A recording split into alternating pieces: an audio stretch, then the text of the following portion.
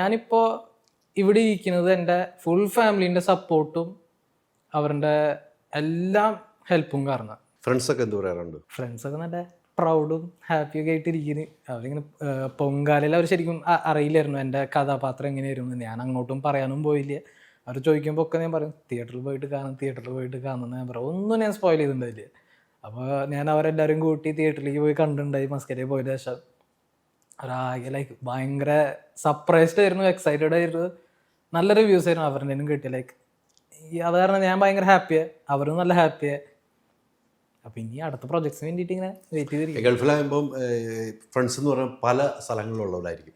അങ്ങനെ ഒരു വ്യത്യാസമുണ്ട്. ഇപ്പൊ തൃശ്ശൂരാണെങ്കിൽ തൃശ്ശൂരുള്ളവരാണല്ലോ സ്കൂളിൽ പഠിക്കുമ്പോൾ അല്ലെങ്കിൽ കോളേജിൽ. ഇപ്പൊ പല ഡിസ്ട്രിക്റ്റിൽ നിന്നുള്ളവരാണ് അവിടെ അല്ലെ?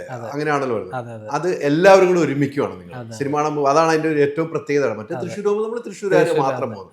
അവരെല്ലാവരും പല ജില്ലയിൽ നിന്നുള്ളവർ ഒരുമിച്ച് പോയി കാണുമ്പോൾ അവരൊരു മൗത്ത് പബ്ലിസിറ്റി ഉണ്ട് വേറെ.